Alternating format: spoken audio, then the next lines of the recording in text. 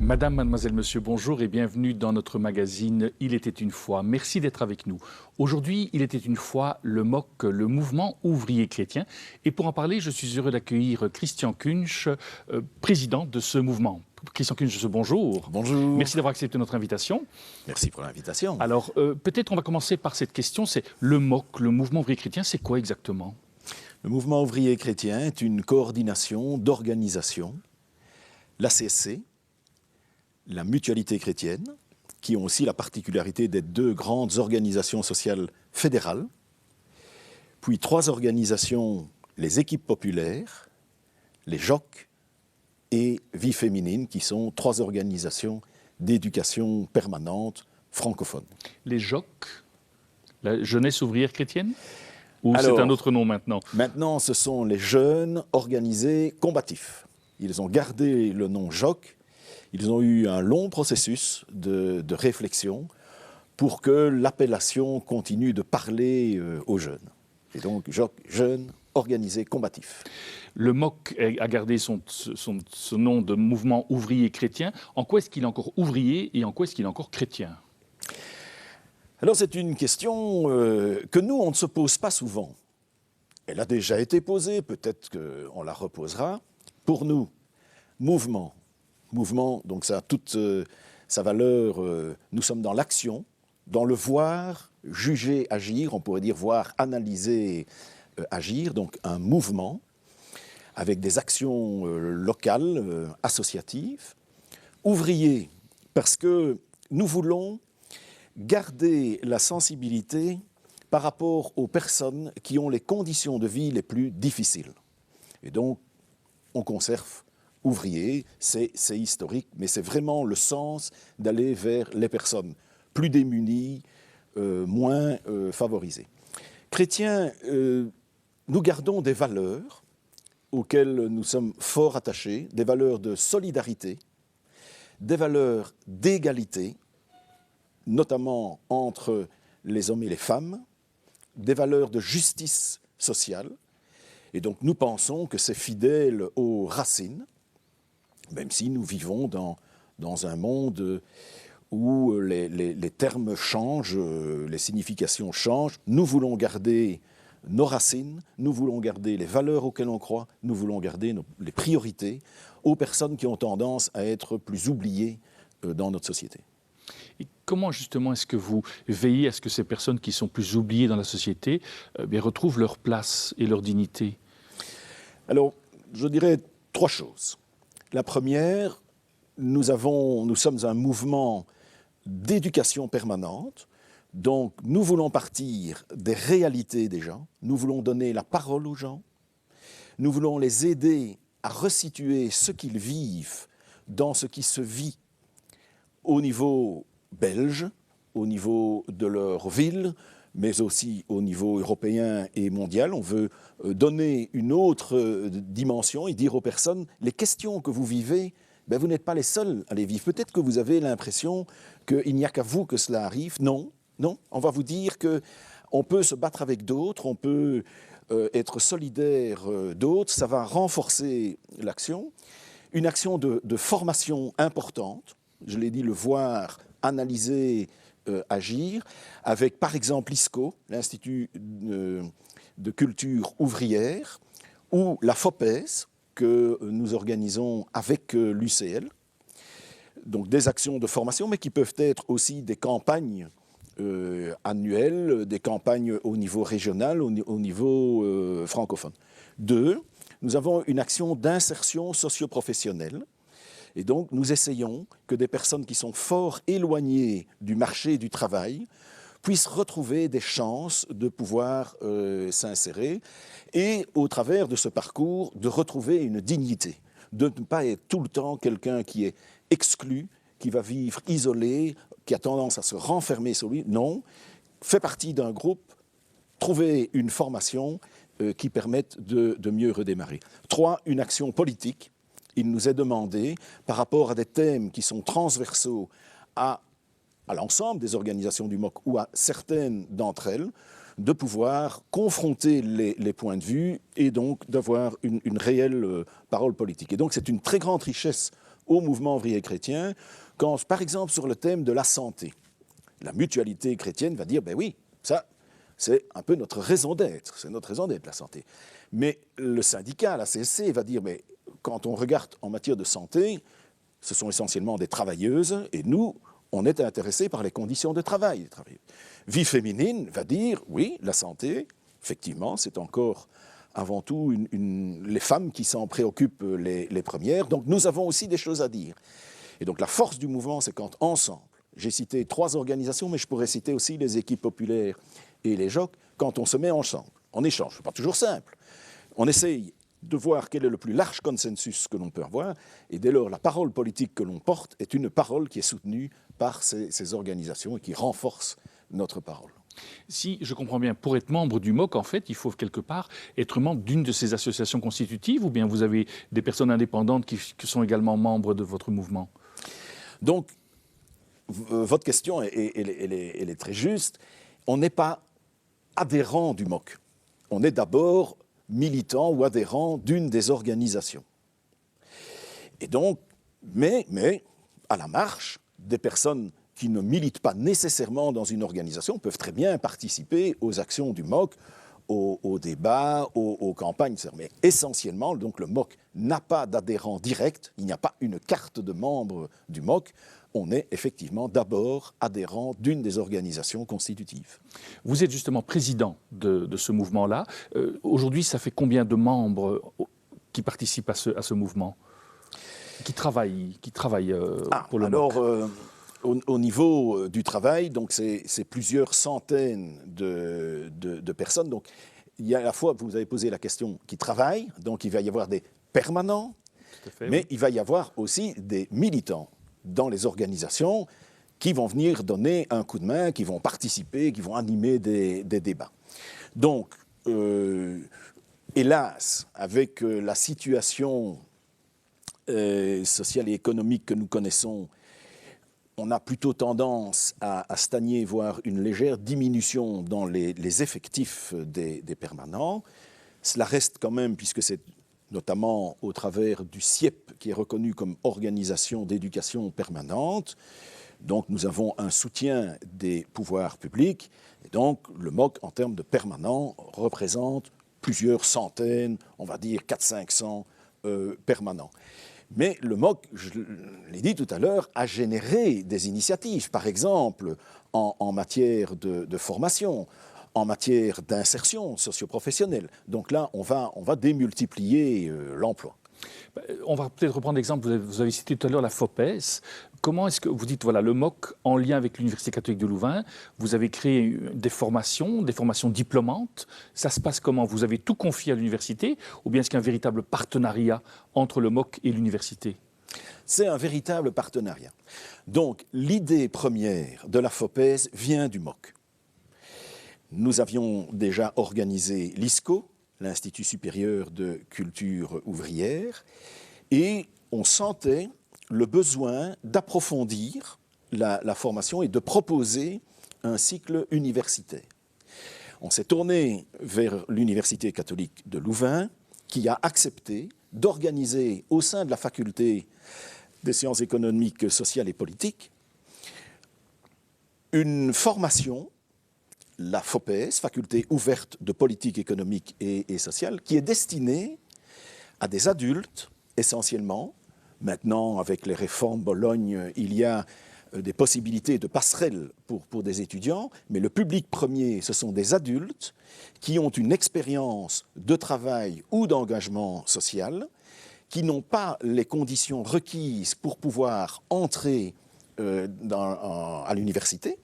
Et donc, il y a un parcours d'introduction, un parcours de vérification que la personne, sur base des acquis de ses compétences professionnelles et sociales, sera à même de suivre un parcours qui, lui, est universitaire comme toute autre université. Avec une particularité, c'est que le travail en sous-groupe est important. On ne laisse pas l'étudiant seul. C'est peut-être ça qui a fait qu'il a trébuché dans un autre parcours d'enseignement précédemment. Et donc, on compte sur la solidarité d'un groupe pour aider ceux qui auraient plus de difficultés à assimiler une matière. Eh bien, au sein du groupe, ils peuvent trouver cet appui, cette solidarité. Donc, c'est l'université qui organise, mais par exemple, il y a un conseil de la FOPES, comme dans n'importe quelle faculté universitaire. Ce conseil est paritaire entre des académiques de l'université et des représentants du mouvement ouvrier chrétien et de ses organisations constitutives. D'une certaine manière, si je vous entends bien, le MOC va permettre à des gens qui avaient été exclus des systèmes scolaires et de formation de pouvoir le réintégrer à un moment donné en tenant compte des valeurs justement de votre mouvement que vous intégrez dans ce type de formation. C'est exact. Et donc la philosophie, elle est bien traduite dans l'enseignement, notamment par cet exemple de l'importance du travail en sous-groupe, mais également on est attentif au sein du conseil paritaire, UCL, Mouvement ouvrier chrétien, dans le choix des enseignants. Et donc ce sont des enseignants qui sont soit issus directement du monde académique de l'UCL, soit des personnes qui, intellectuellement, ont fait la preuve qu'ils maîtrisaient leur matière. Il y a donc une procédure de sélection. Les enseignants posent leur candidature et, paritairement, on va choisir pour que, effectivement, au travers de la formation, se répercutent les valeurs que l'on veut, notamment cette valeur de solidarité et de donner une deuxième chance à des personnes qui n'ont pas pu accomplir un parcours d'enseignement supérieur. Christian Kuhn, je vous propose de nous retrouver dans quelques instants pour poursuivre cette rencontre. Parfait.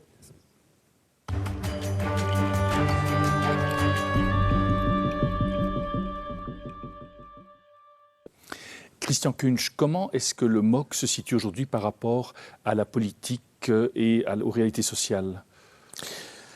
Donc le mouvement ouvrier chrétien est assez décontenancé par les mesures qui sont prises, notamment et particulièrement au niveau fédéral.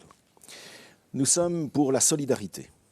Nous pensons que la sécurité sociale, par exemple, est un filet essentiel pour éviter que des personnes qui connaissent des problèmes dans leur vie ne basculent dans la pauvreté. Or, aujourd'hui, les mesures qui sont prises visent à attaquer directement les personnes qui n'ont comme revenus essentiellement que des revenus de sécurité sociale. Je vais prendre l'exemple des jeunes.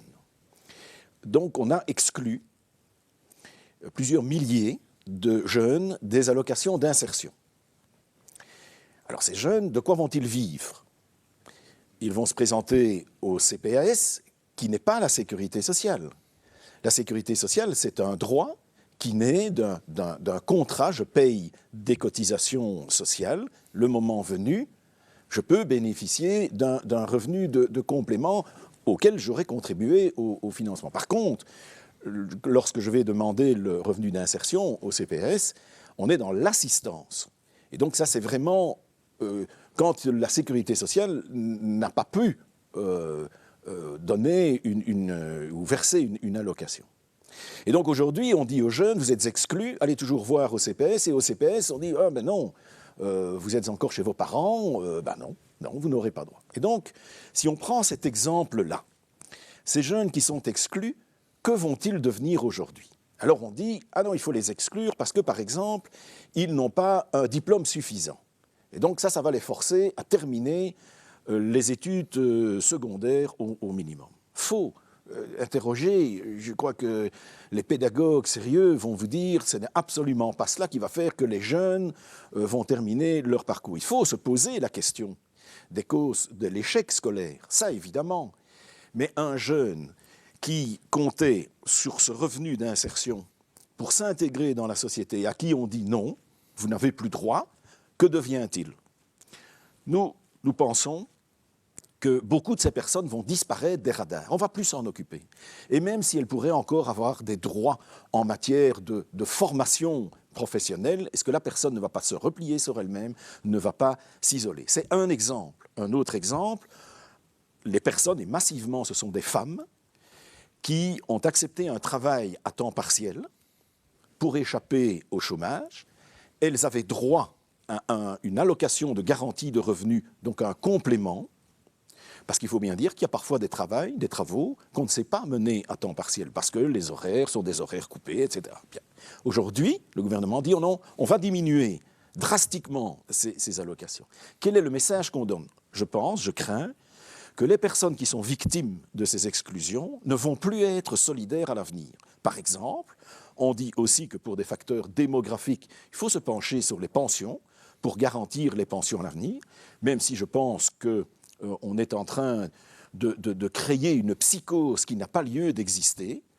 Oui, il y a une évolution démographique. Non, il n'y a pas un gouffre financier pour continuer à verser des pensions correctes aux pensionnés. Mais je crains des ruptures de solidarité entre les générations, les jeunes qui auront été exclus, les femmes qui auront vu leur revenu complémentaire diminuer. Pourquoi devraient-elles être demain solidaires des personnes plus âgées qui seront plus en nombre à demander une pension? Ça, c'est grave dans notre société. Ça montre aussi, je ne veux pas nier qu'il y ait des problèmes budgétaires, mais il y a d'autres solutions. Quand ça ne va pas bien, on fait appel à la solidarité et on demande aux épaules les plus larges de plus contribuer. Aujourd'hui, on dit « Ah non, il faut diminuer les impôts ». On est dans un schéma unique que nous contestons, qui est « on paye trop d'impôts ». Quand vous payez trop d'impôts et que vous récupérez, vous faites quoi avec ce que vous récupérez? Le jour où vous êtes malade, le jour où vous êtes en incapacité de travailler. Si la sécurité sociale n'est plus là, parce qu'après les allocations d'insertion, le complément garanti de revenus, on pense aussi aux personnes en incapacité de travail, et le gouvernement veut prendre des mesures pour, dès le 2e mois, essayer, d'incapacité de travail, de réinsérer les personnes. Alors, fort bien de se préoccuper du sort des personnes et de dire, est-ce que pour retrouver leur travail, il ne faut pas l'aménager? Très bien. Mais si c'est encore également pour les exclure, on est dans une société de l'exclusion, on est dans une société de la division, donc on n'est pas dans une société solidaire. Or, on en a besoin. Tout un chacun, au cours de sa vie, aura besoin de la solidarité des autres. Penser qu'on peut toujours s'en sortir seul est un faux message. Et donc, ce que nous craignons, c'est qu'aujourd'hui, on ait des mirages. Par exemple, le gouvernement dit, mais rassurez-vous, nous allons donner 100 € bruts par mois en plus aux gens. Non, pas tout le monde. Ceux qui sont les allocataires sociaux ne vont pas bénéficier, puisque une partie de ces 100 € viennent de l'augmentation de la déductibilité des frais professionnels forfaitaires, que n'ont pas les allocataires sociaux. Donc, on est en train d'opposer ceux qui travaillent à ceux qui ne travaillent pas. Tout comme par le passé, on a dit aux travailleurs plus âgés, faites la place aux jeunes. Il y a un chômage des jeunes, faites la place. Puis après, on leur dit aujourd'hui, ah non, ça vous quittez trop vite le marché du travail. Mais ça n'est pas pour autant qu'il y a plus de travail et que le fait que les travailleurs plus âgés devront travailler plus longtemps va faire en sorte que les jeunes, subitement, auront plus facile à trouver du boulot. Donc, nous contestons cette vision de la société qui est faite d'exclusion, qui est faite qu'on ne se soucie plus des gens qui ont au sens ici moins des gens qui ont des accidents de parcours, alors que notre société continue à générer des richesses. La bourse ne se passe pas trop mal. Ceux qui ont investi en bourse, tant mieux pour eux, mais on doit aussi se poser la question, est-ce que l'ensemble des revenus ne doivent pas contribuer de la même façon? Pour résoudre le problème des pensions, pour résoudre le problème de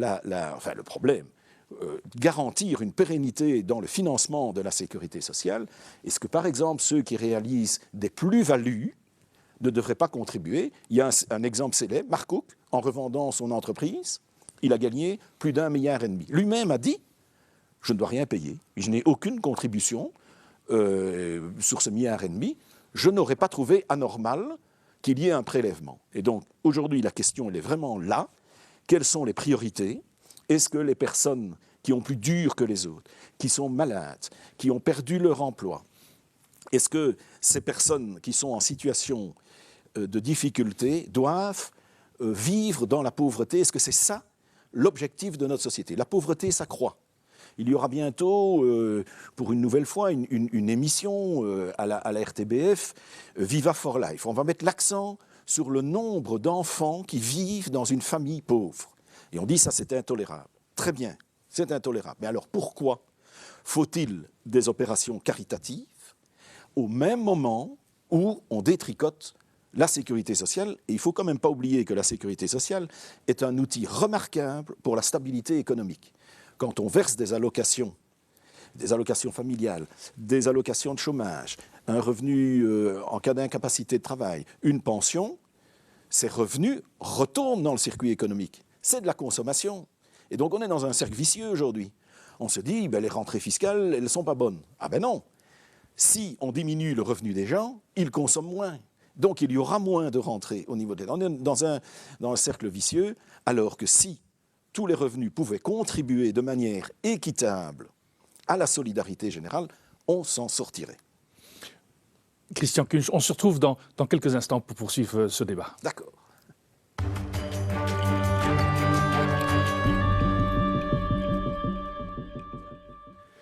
Christian Kunsch, où est la place encore de l'humain dans notre société aujourd'hui?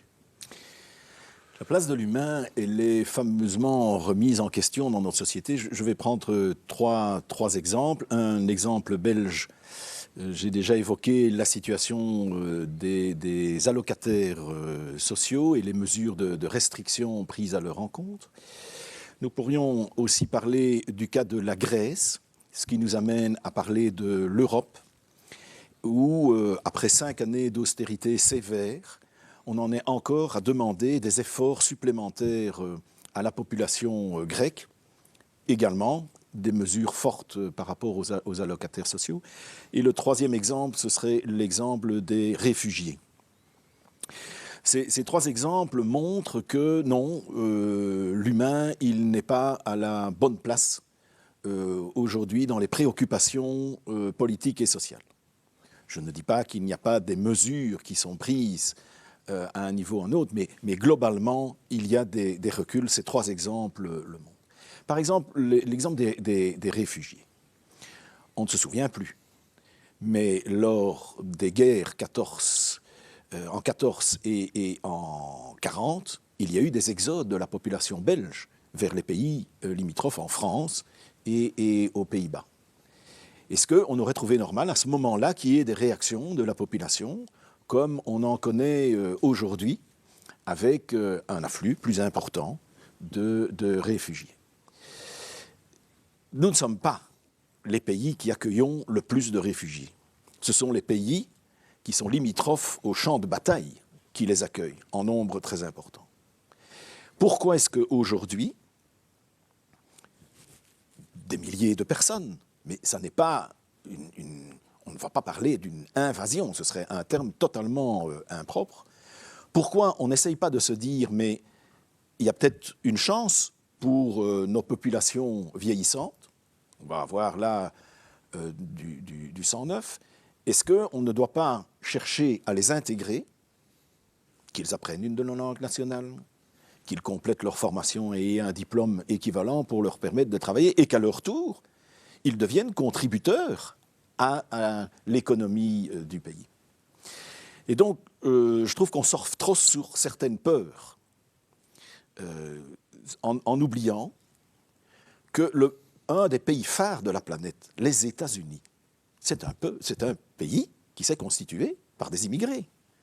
Il n'y a plus beaucoup d'Indiens d'Amérique, peuple originaire, qui exercent de grandes responsabilités. On n'en parle plus beaucoup.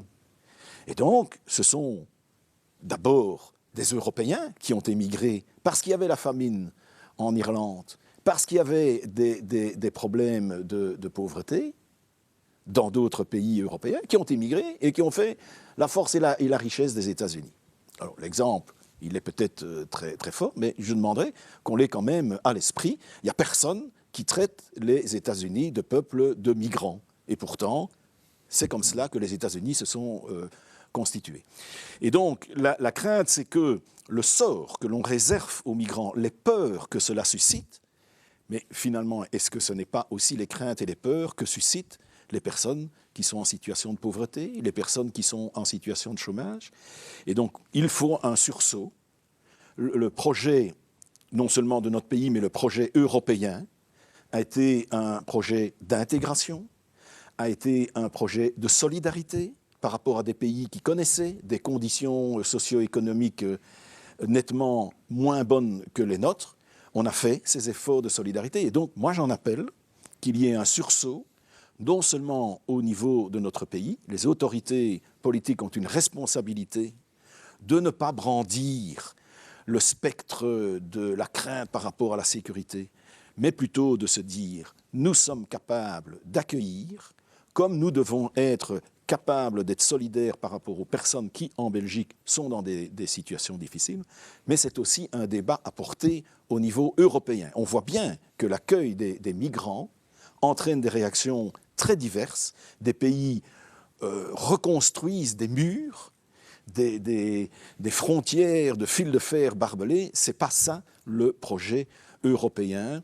Et donc, oui, l'afflux de personnes réfugiées nécessite des politiques adéquates, mais il y a là, dans l'intégration de ces personnes, un renforcement de la solidarité au niveau européen, et ça contribuera au renforcement de la capacité socio-économique européenne.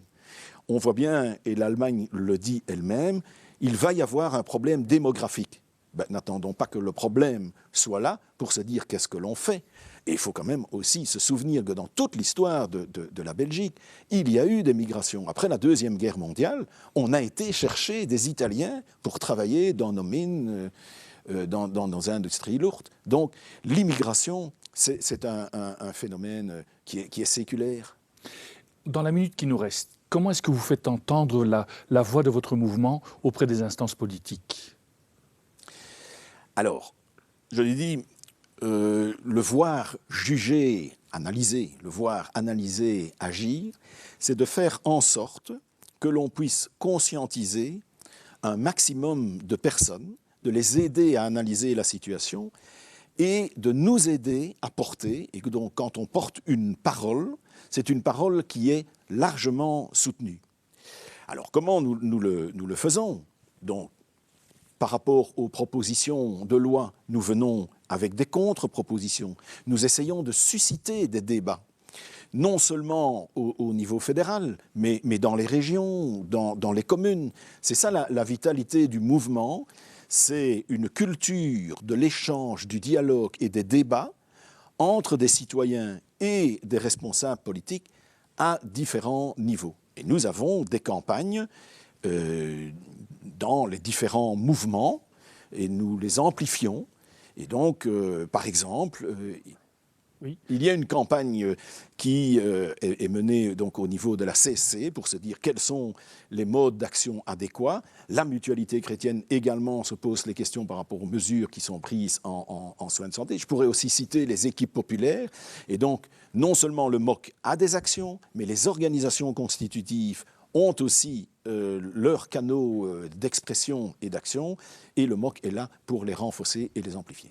Merci Christian Kunsch d'avoir pris le temps de nous présenter le mouvement ouvrier chrétien. Nous arrivons déjà au terme de notre magazine. Merci d'être resté avec nous. Si vous souhaitez revoir cette émission, il est possible de le faire en allant sur notre site www.catobel.be. Au nom de toute l'équipe qui a préparé ce magazine, il ne me reste qu'à vous souhaiter une excellente journée et je vous dis à très bientôt.